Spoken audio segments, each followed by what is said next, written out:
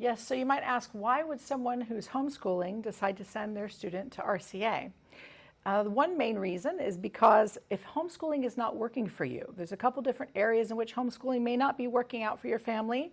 For instance, if your student is not academically where they need to be, either they're not progressing academically or they're just not on par with where they need to be with their main skills, reading, writing, and math. And that's not an uncommon thing for homeschooled families to be shocked at how far behind their student is. So I would really encourage you to do an honest assessment if you're homeschooling family, that you do an honest assessment of where your student is.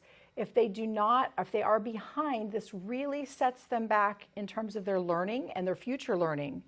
They can be very frustrated and discouraged, and it's just very difficult for them in moving forward. So really try to make an honest assessment on those things, and even things like teaching them handwriting, for instance.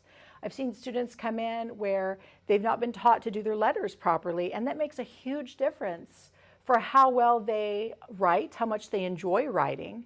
And so that's just one of many examples of making sure that your student is where they need to be academically.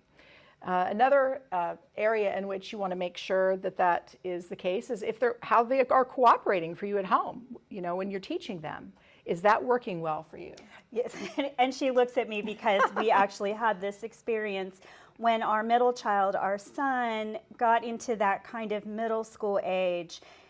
There was a lot of pushback on me as the teacher, and there was a lot of tension in our household. And that many years ago, there wasn't an option like RCA, but my husband and I seriously talked about sending him to public school, and ultimately decided not to, ultimately pushed through it. But there were several years where there was just a lot of tension, a lot of frustration as my son was pushing back on me and not wanting to cooperate with his own learning. A lot of times a student will do for another teacher what they may not do for mom at home. And you just know being able to assess that dynamic between the parent and the child and the teaching relationship, as well as being in a school setting like RCA. They have the peer influence. That's a positive peer influence. So they see other students doing these things, so they're going to cooperate and do this along with other students as well. So that's another advantage. Speaking about peers, something that I see a lot in science learning in particular is the advantage of community learning.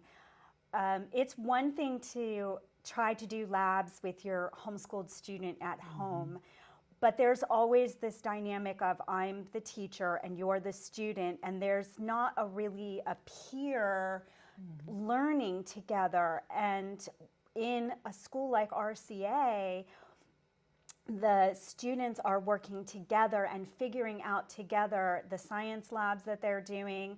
I've even seen Mrs. Peppo having book discussions and the children, the second and fourth graders sitting around this table and just digging into this book together. And that's a real benefit in particular subjects like reading and like science. Music. And music, absolutely. Perform with other students.